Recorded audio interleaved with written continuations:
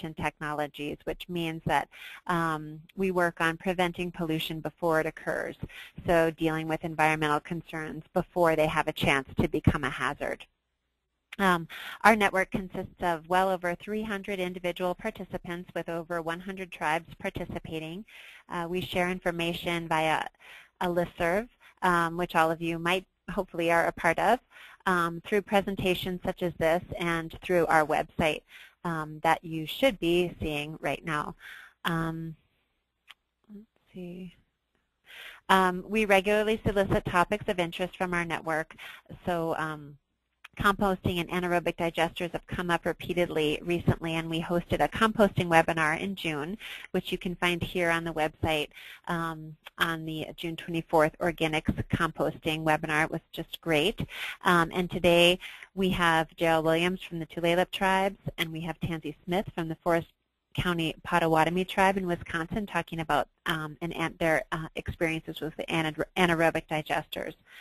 Before our speakers tell you about their experiences, I just wanted to show you briefly how to access some additional resources on the topic of solid waste reduction and anaerobic digesters. So hopefully you can all see my screen right now. This is the home page of our Tribal Pollution Prevention website, and you can see from the top the address is tribalp2.org.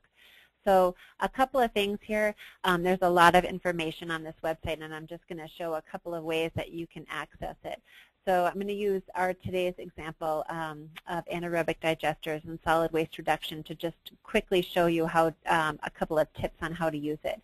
So under each of these topics, there's, I think, I don't know how many there are, 19 or something like that. There are resources, there's news, there's funding opportunities, and there's collaborators. Those are folks that are willing to share their experience and information with you. So I'm going to choose solid waste for the purposes of showing you what you can find today along this topic line. Once you click on solid waste, you're going to come across every resource that we have on our website related to solid waste. So CalRecycle anaerobic digestion materials, a sustainable food management webinar series. There's lots and lots and lots. Organics composting webinar recording, that's from last time around. A food waste anaerobic digestion, a toolkit for getting permission to digest. So lots and lots of different resources. You also find, if you scroll down, collaborators who have expertise in solid waste. So here, these are folks that have said, yes, I know a lot about this particular topic. Please go ahead and contact me. And so you can click through. Some are agency personnel and some are our tribal peers.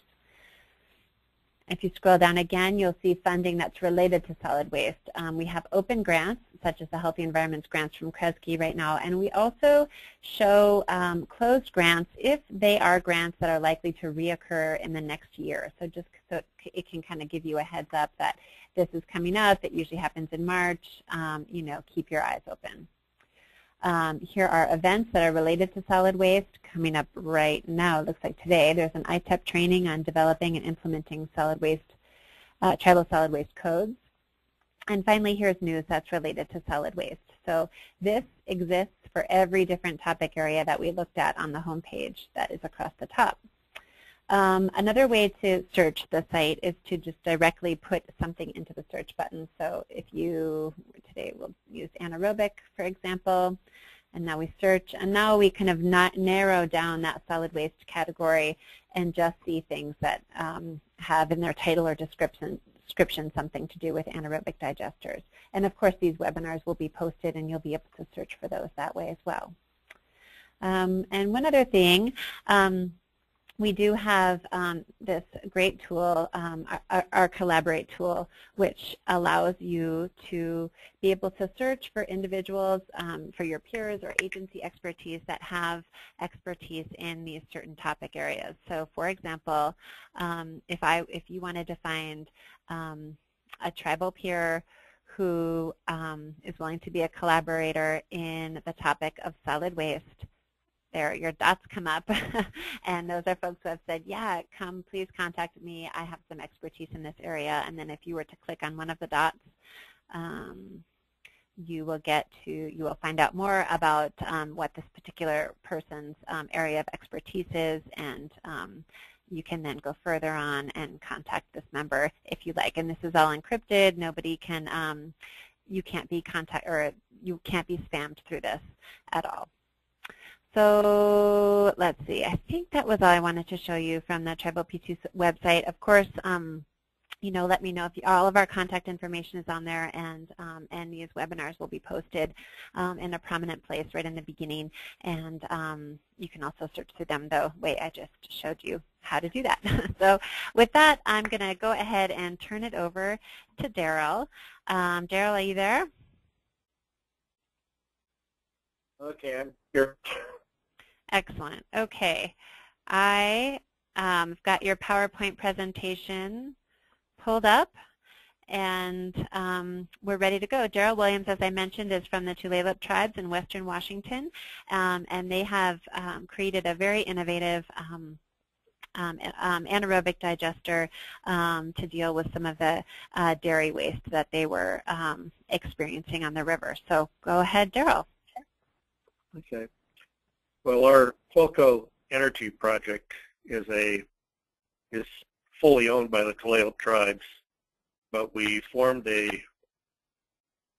three-party nonprofit organization for managing the project. It's made up of the Snow Sky Agricultural Alliance, Northwest Chinook Recovery, and the Tulalip tribes. And we operate on a consensus basis, so whatever we do there is agreeable by all parties. Go ahead and go to the next slide.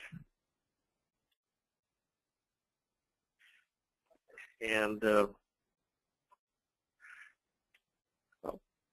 as I go through this, I'll do a description of the project, kind of talk a little bit about the current status, some expansion possibilities, how we funded it, our current power purchase agreement, and what the benefits are of the project, and do some questions at the end. So next slide. Our project is basically a sewage treatment plant for cows. We collect cow manure from the Workhoven dairy just south of Monroe. Our facility is about a mile from the dairy itself. We pipe the manure from the dairy to our facility. We also collect ag waste from their farm, not very much, but we take other types of agricultural waste. And we also bring in some pre-consumer food waste. Under Washington state law, we can add up to 30% of our digester capacity as pre-consumer food waste without needing to get a solid waste permit. And that food waste is basically coming out of the Seattle area. The food waste is delivered on site and are put into our reception pit and then pumped into our digester. The manure from the farm is pumped into the reception pit and from there into the digester as well, so we get some mixing of the different waste in our reception pit before it actually goes into the digester itself. The methane gas is released during digestion and captured in the top of the digester tank, and from there it goes to a generator, internal combustion engine, and the excess gas is sent to a flare so that we're burning the methane rather than just releasing it into the atmosphere. At the end of the process, the effluent is pumped through a couple of separators to separate the solids out of the liquid, which is used for composting. And then the liquid effluent is held in the lagoons for irrigating the fields during the irrigation season. Only about 40% of the nutrients in that liquid waste actually stays with the solids. The rest of it stays in the liquid that goes into the lagoons. So it's a fairly fertile liquid that's used for irrigation, which also helps reduce the need for acquiring other fertilizers for the fields. Next slide, please. We started operation in December of 2008. At the time we started the work over there, we only had about 950 cows. Now they're over 1,300. And of course, we had some other agricultural waste as well as the food waste. Most of the food waste we're receiving is actually the fats from the restaurant operations. It's captured in their grease traps, so it's the greases and oils from the food waste that makes up most of what we get. We also get blood from a slaughterhouse, get fish waste from a fish processing plant, beer, wine, and soda that's gone past the pull date on the shelves, and a few other things. But it's kind of an interesting mix of stuff. The beer, wine, and soda is actually the best stuff for us because it doesn't add to the amount of nutrients that we need to manage at the back end, and it also helps speed up the production of methane in our digester rather quickly. With cow manure alone, we get peak methane production after about 14 days in the digester. When we add in the beer, wine, and soda, we get a boost in methane production within about 3 hours. So it's very good for our operation. We hold the waste in our digester for about 3 weeks, and we capture most of the methane that comes off or comes out of the waste. If we weren't running it through a digester, it would either be spreading the cow manure on fields, or if the other waste would be going to landfills or wastewater treatment plants, in which case most of those operations, the methane isn't captured. And the digesters just speed up the decomposition process of those materials, and methane is just a byproduct of decomposition. So we're just trying to make use of a waste that would normally just dissipate into the atmosphere. As I said before, the Washington State law exempts dairy digesters from their solid waste permitting, and our current generator capacity is 450 kilowatts. We originally designed our facility for using cow manure only, and at that, the capacity we had back then, it would have only generated about 250 kilowatts.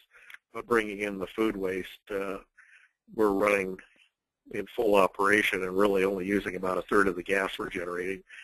So we also need to add generation capacity to make use of, or make better use of the gas that we're capturing.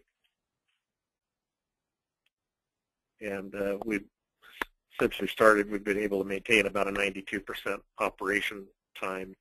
And we have to shut down periodically for maintenance and repairs of the generator itself, but we've been able to keep it up and running 92% of the time, which is actually pretty good.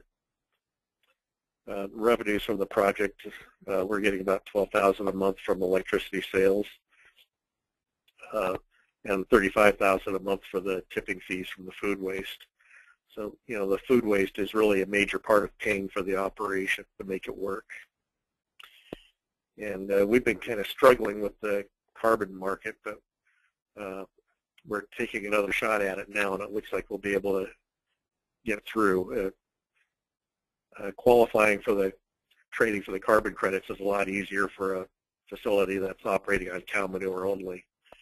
But adding in the different food waste causes variances in the amount of methane that's being released, and we have to be able to calculate how much is coming from it, and as well as monitoring how much is going to the engine and flare. And it's kind of complicated things bringing in the food waste, but we think we have that worked out, and we're close to getting an agreement for selling our carbon credits in the California market. Next slide, please.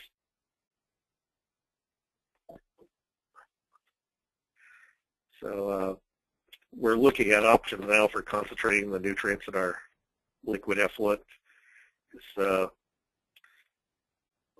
we're kind of limited to future expansion on how we manage those nutrients after they come out of the digester. We're currently at the limit of how much nutrient we can apply on the farm fields that the farm we're working with has control over and our own properties. But if we could concentrate the nutrients and truck them to neighboring farms or even across the state to other farms, then we'd be able to expand our capacity for our facility. And as I mentioned earlier, we're also looking at adding generation capacity as well as adding digester capacity to be able to tie in other farms. One of the farms in the Sunnyside area just south of Yakima, Washington, is adding equipment for actually scrubbing their gas and selling or compressing the gas and then selling it for transportation fuel. Projects our size is really too small for doing that, but they have about double our capacity that we have, and they're big big enough for purchasing the equipment to clean and compress the gas and making it economical. So they've got an agreement with a trucking company for using the compressed natural gas. We're also looking at using our digester gas for running a drying facility. The solids we have coming out of our digester really aren't dry enough going through the separators we have to compost properly, so we'd like to dry that a little bit more. But we also have farmers wanting us to dry their chicken manure and other things they have to be able to sell easily. And we were also looking at using the waste heat from our project for running greenhouses to be able to grow crops year-round. Next slide, please. For funding this operation, we started out with a feasibility study grant from the Department of Energy for $250,000. Unfortunately, the Department of Energy doesn't do feasibility study grants that large anymore. But we were one of the first digester projects to go through there, so it was nice to be able to get that larger sum of money to look at the different options to make the project feasible to start with. Then we got a grant from the Department of Agriculture through their Rural Development Program for $500,000 to help pay for construction. We got a $2.6 million clean renewable energy bond authorized through the IRS. That's a zero-interest bond, which we manage through a combination of Bank of America and Wells Fargo Bank, and they charge us a 1.5% simple interest management fee. And Tulalip Tribes kicked in $350,000 to help get things started while we were waiting for the grant dollars to come in. And of course, there's a lot of volunteer time from our partners on the Qualco board, and the location of our project is on an old Department of Corrections honor farm as a part of the Manure Reformatory, and that land was donated to us by the state of Washington specifically for this project. Next slide, please. Oh, and I might add that we really wanted that property because it was in a good central location for about 4 farms in the area. We originally planned on having 4 farms tied in, but when we built our project was at the time the economy crashed, and only one of the farmers was willing to do the investment that he needed to do to tie into it. But we're hoping to be able to tie in those other 3 farms later. We're actually on our second power purchase agreement now. Our first one was with Puget Sound Energy because our local utility wasn't interested in buying our power. But once that expired, our local utility decided they wanted to acquire our power and was able to offer us a little better rate through their small renewables program. Snohomish County PUD, their small renewables program is a new program. It's only a couple of years old now. But they're looking at different ways they can boost the amount of revenue going to the renewable energy producers. So you know, they have their standard peak and off-peak electric rates that they pay for power. But since we're generating the power within their area, they're also giving us a line loss credit, because we're basically supplying power to a part of their service area, and it means less line loss in delivering power to that area since we're generating it there. They also have tradable renewable energy credits and a deferral of system upgrade credits, because since we're generating the power in the local area that we're at, they don't have to upgrade power lines to be able to supply power as the area grows. So it saves them money by not having to upgrade their system as quickly.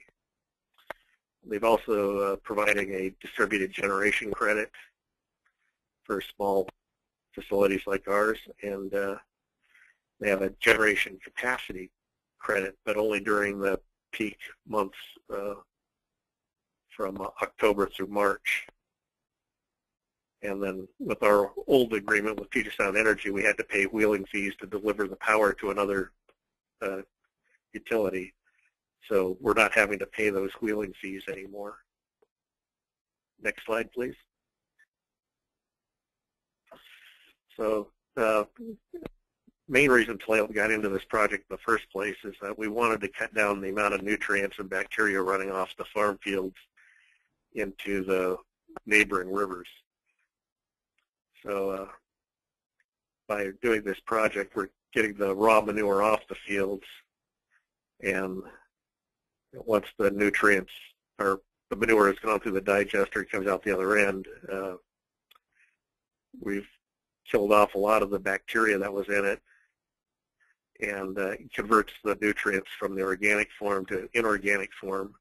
And we found that those nutrients are binding to the soils better through a Washington State University study on our farms. So with the raw cow manure, the plants can't really uptake the nutrients on it until the nutrients convert from that from the organic to the inorganic form. So the manure has to actually sit on the fields for a year to year and a half before the plants can use it. During that time, we get heavy rainstorms that can wash some of those nutrients and bacteria in the manure into the rivers. But since we're just applying it during the growing season, which we don't get very many heavy rains during that time, and the nutrients bind to the soils better, we're not getting as much runoff into the rivers. So we're improving water qualities because of that. We're preventing some food waste from going to the landfills and wastewater treatment facilities.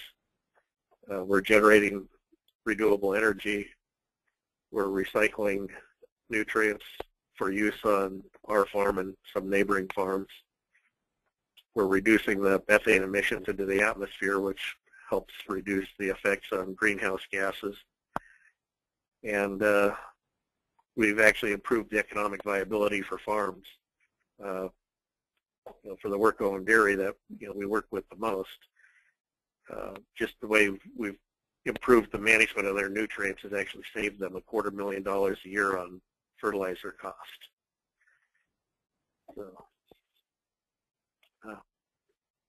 So with that, if open up for any questions. Great, Daryl, thank you. There's a few questions, and I just wanted to remind everybody that you can type any questions during the presentation at any time into the question pane that if you look on your webinar, GoToWebinar dashboard, that should be on the top upper right of your computer screen. If you open that up, there's a question pane that you can use to type questions into, and I'll make sure that our panelists get those questions. So one of them, Daryl, was with this, it was so interesting hearing you talk about this cocktail of stuff that goes into the digester, from soda to the manure to the effluent or the blood from the butcher. And so I'm wondering, is there an ideal cocktail mixture that you guys look for, and how do you monitor that?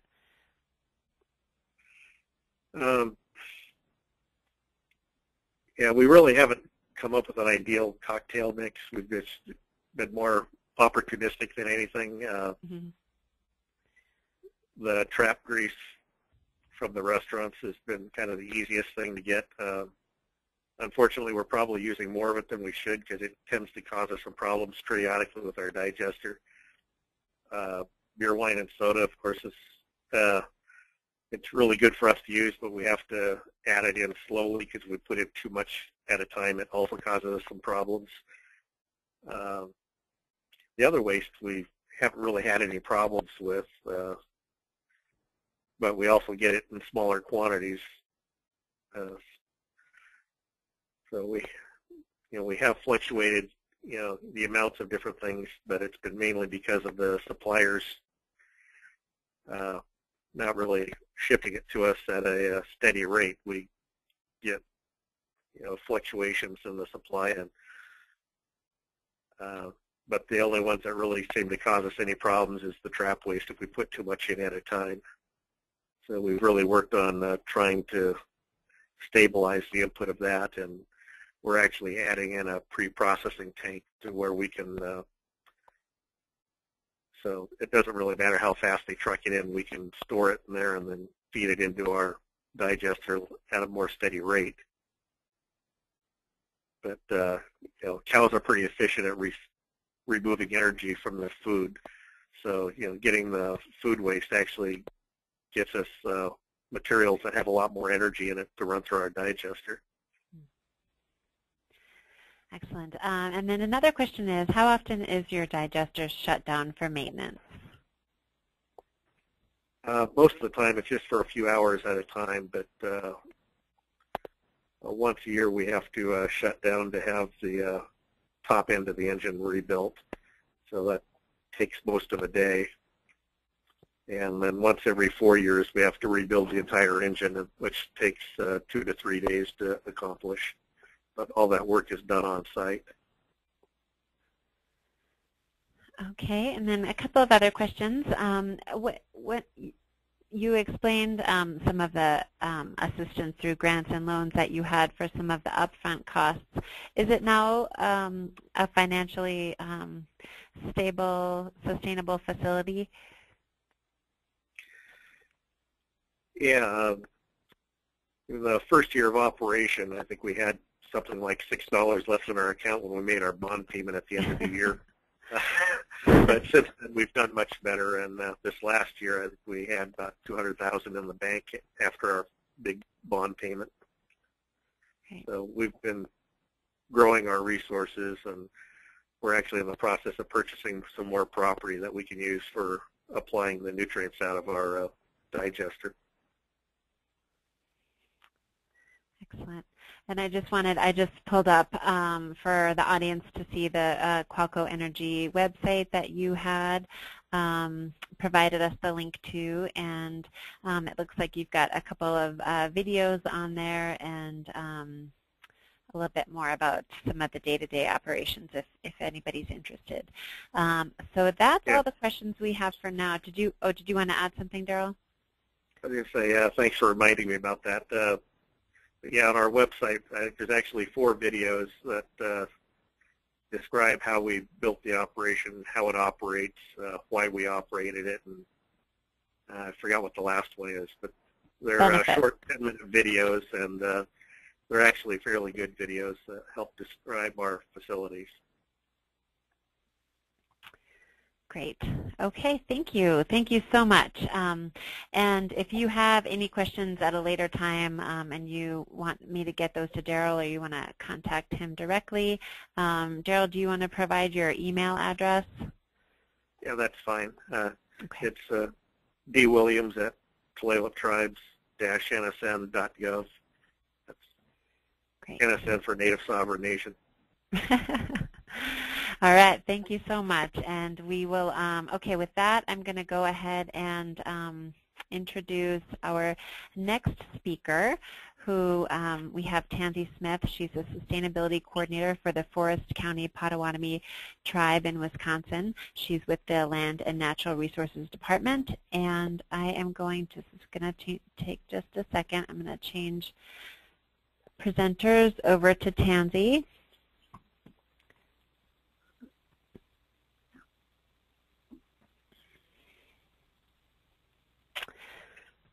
Okay, we see your screen, Tansey.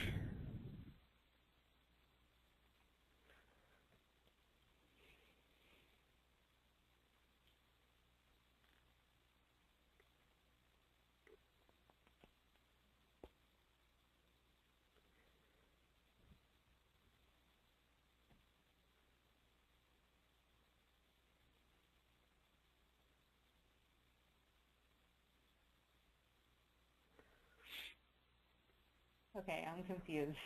Sorry. That's okay. I'm often confused too. I don't know how to get it from the beginning. Sorry. Okay, is that it? Okay. Well, we see your screen now. Yep, and it's you know what? Sometimes if you hit maybe your Zoom on there. Okay. No, we got it. Perfect. Okay. Great. Okay, well, thank you, Myla, for that introduction. I would like to thank the Tribal Pollution Prevention Network for the invitation to present on the Forest County Potawatomi's biogas generation facility. Just a little background about myself. I am originally from northwestern Nevada. I'm a member of the Reno Sparks Indian Colony. I am Northern Paiute, Western Shoshone, and Navajo. I have been working in Indian country for the last 14 years on environmental issues, and I have been with the Forest County Potawatomi community for approximately almost 8 months.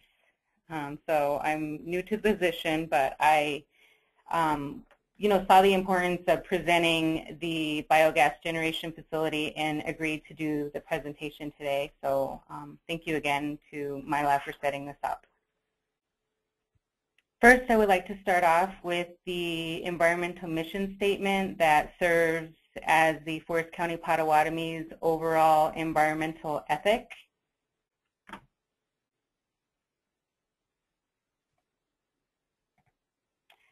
The traditional values of the Forest County Potawatomi community teach us to respect all living things, to take only what we need from Mother Earth, and to preserve the air, water, and soil for our children. Reflecting these values, we take leadership in creating a sustainable and healthy world. We resolve to reduce our environmental impacts and to take steps to remedy the impacts of others. We encourage others to do the same. We also seek legislative and policy changes that protect the environment for all people, including generations to come. Project Greenfire was established to drive the principles of economic diversification and energy sovereignty. They also established a goal of energy independence using carbon-free or carbon-neutral renewable resources. Also, an energy audit was completed to establish a baseline of energy use and to identify a list of projects for energy efficiency improvements, which we have a list of 100 facilities to reduce the tribe's carbon footprint. The tribe also purchased the renewable energy credits from wind to completely offset energy as a bridge to energy independence.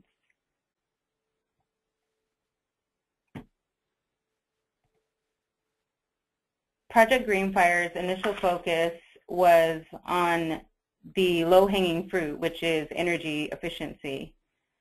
The Forest County Potawatomi community realized the need to produce their own energy in order to meet the energy goals. A $2.6 million grant of competitive funding was obtained through the Department of Energy's Community Renewable Energy Deployment Program, which is also known as CRED.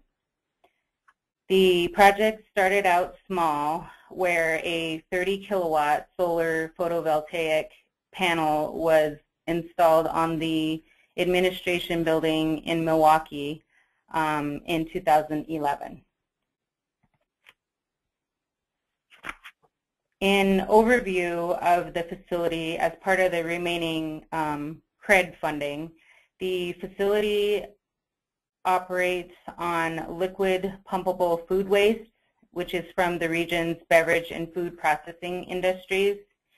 And the facility generates revenue from a combination of tipping fees and electricity that is sold through the local utility, We Energy's renewable energy tariff.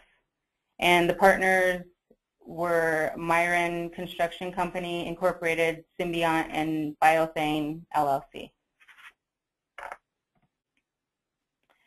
Here's a picture of the location of the biogas generation facility. As you can see, there's Lake Michigan, and then there's downtown Milwaukee, and then I-94, and in the middle you see the biogas generation facility. Just to give you, an aspect of where we're at in the location. Here is the facility in relation to the Potawatomi Bingo Casino and Hotel. So you kind of see the proximity is fairly close by. And here's a bird's eye view of the facility. So you have the biodigesters here, and then some of the tanks, which I'll explain in the next slide.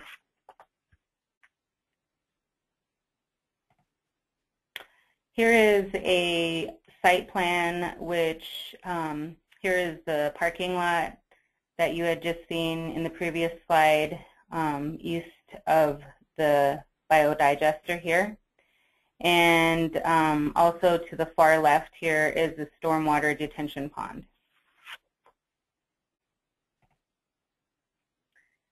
So here are the digesters, and this is inside of the facility. Here's the equalization tank, which holds 160,000 gallons. There's the feedstock tanks, which hold 30,000 gallons. And then there's a tank for storing solids, which is a 45,000 gallon tank. Here are some of the areas for the lab and the quality control and automation system. You will also see the electrical room in this area here, motor control center and generators. And then the gas treatment areas, which I believe is around here somewhere. And then pumps for the hot water are also located in this area, and then you have the truck bays.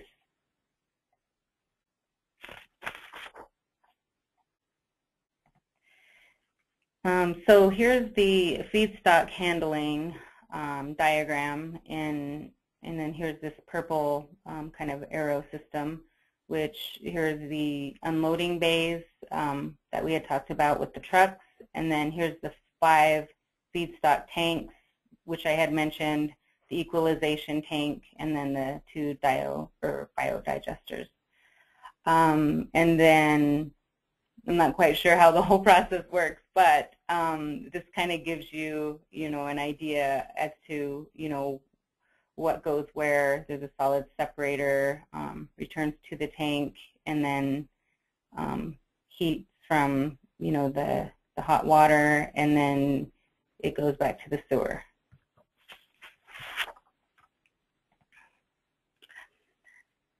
This is the feedstock delivery area.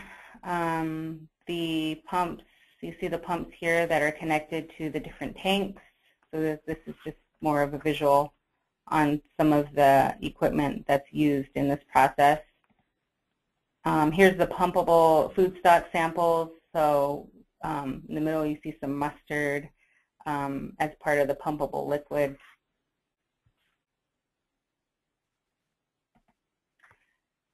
These are photos of the food waste from the casino. As you had seen earlier in the slide, of the proximity of the casino, the waste doesn't have to go too far for processing. Here's a photo of the membrane, which is part of the system, and then the heat exchanger.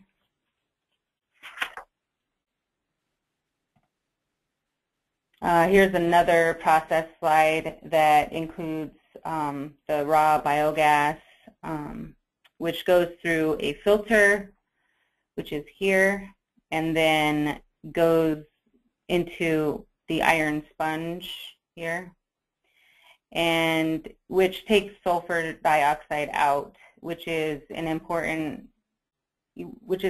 for air pollution, where it is dissolved into a water vapor, where this gasket drops the water vapor out, so kind of cleans up, so takes the sulfur dioxide out. The biogas comes right off the top of this process, and then the solids then go into a separator, which is a centrifuge, which spins it, and then it goes into a cake consistency, and then goes back to the sewer.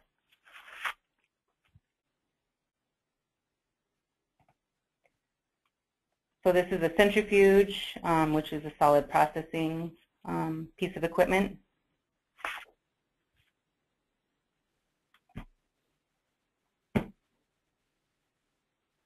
I can't get my arrow to stand still. Okay. Here's the electricity and heat generation process. This is where the biogas goes into the engine, which is here, where it burns, and then the left side is the generator, which produces the electricity, which is then sold to We Energies, which is the local utility.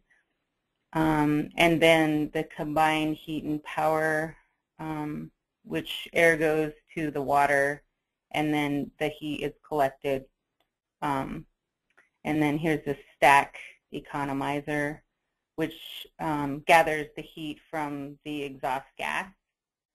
And then there is, if there's extra biogas, then it goes through a dual fuel boiler, which to produce more heat.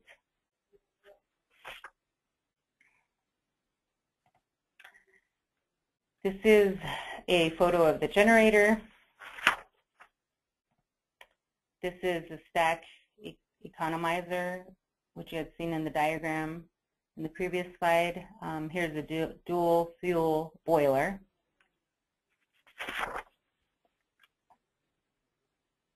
And now I'm going to talk about some of the challenges that came up during this project that the tribe encountered, and some challenges with funding, entity selection, permitting, sourcing, operating, and timing.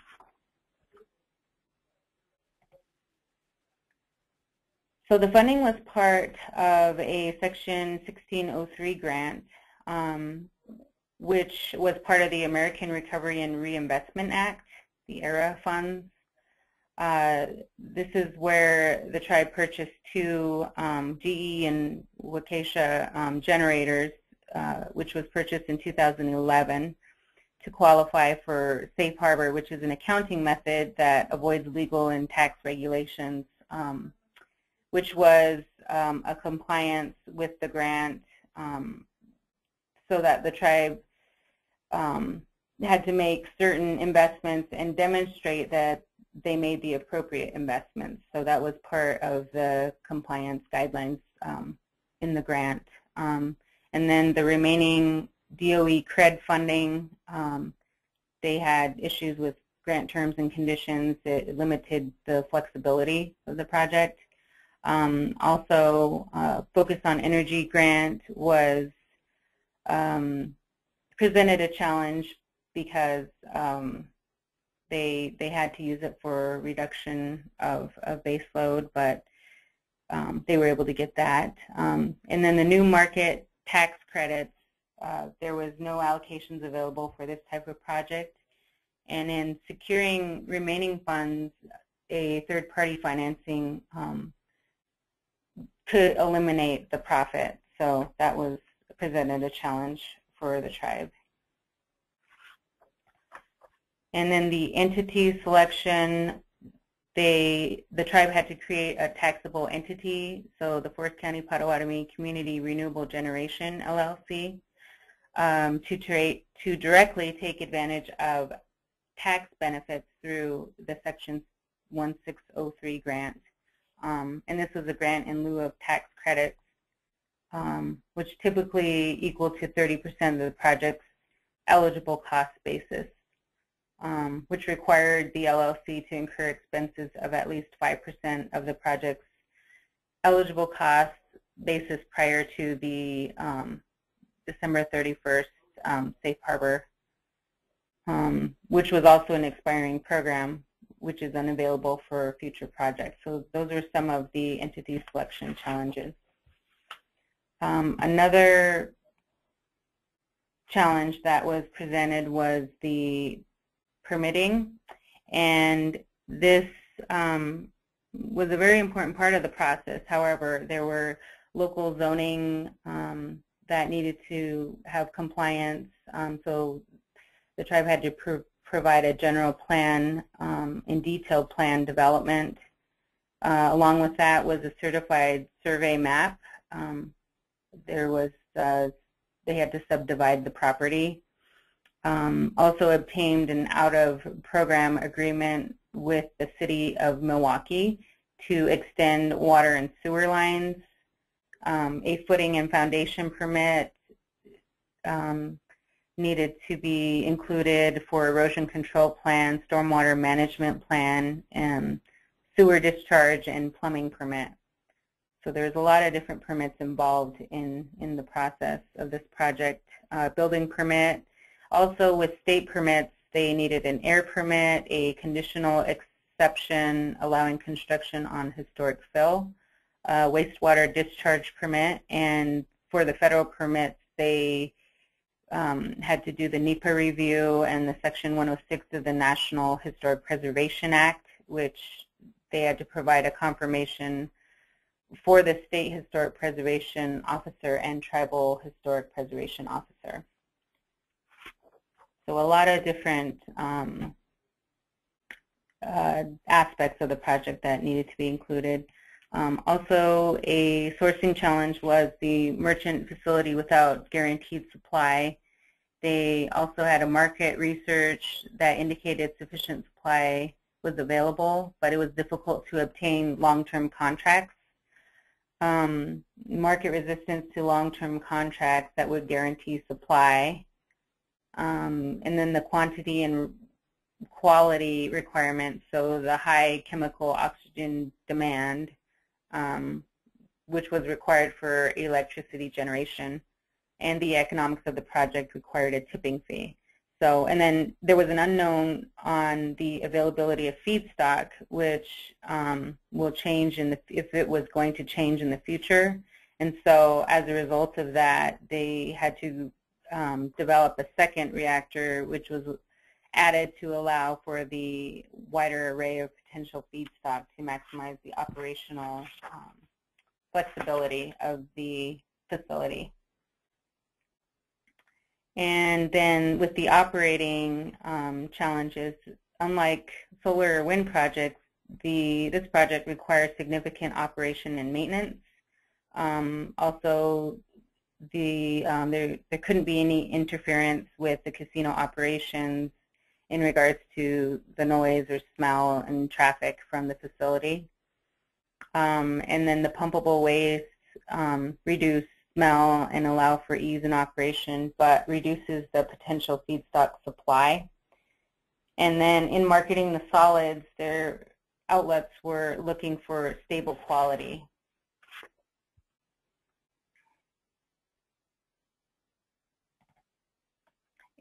And there were also some timing constraints with the We Energy's biogas tariff with the power purchase agreement. The tariff had a certain ending date, and then also the construction began late into the year, November 2nd of 2012. and then the operation of the generators to establish interconnection with the We Energy systems was completed in 2013. So a lot of the timing was a little bit later than what they expected. And then they also purchased the engines in 2011 as part of the Section 1603 grant. And then the facility needed to be in service by the end of 2013. So it sounds like the project was definitely on some time deadlines that needed to be met.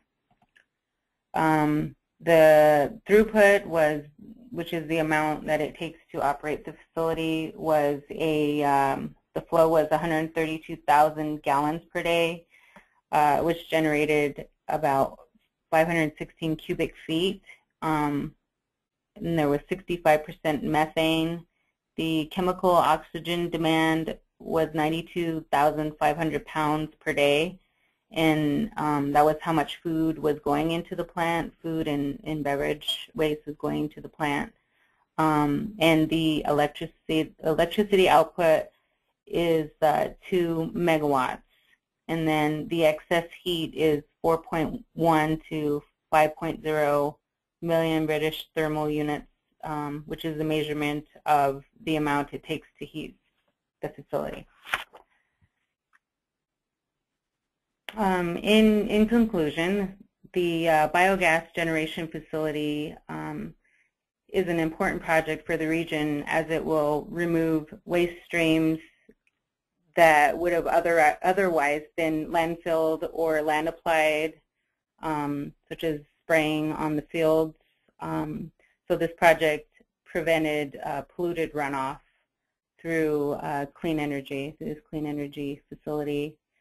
And then also it's important because the tribe's energy goals for energy sovereignty and economic development was an important part of the tribe's focus of providing clean energy and energy independence.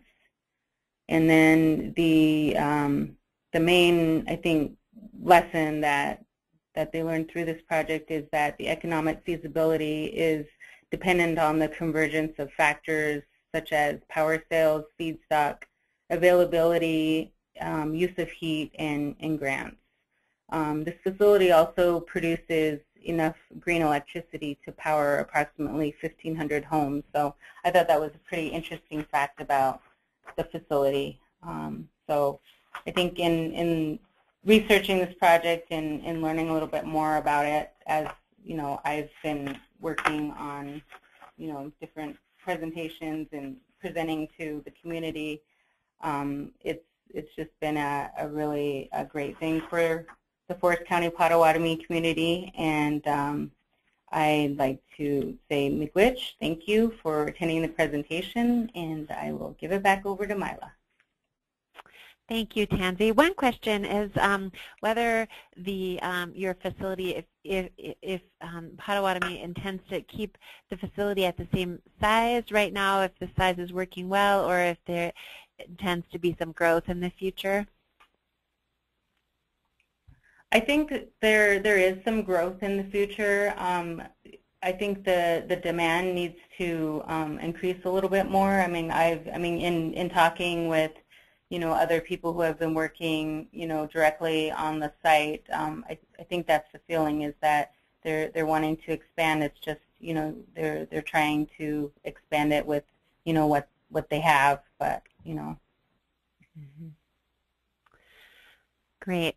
And if anybody else has any questions, please, again, just type those into the question pane, or you can contact us after the presentation's over, of course.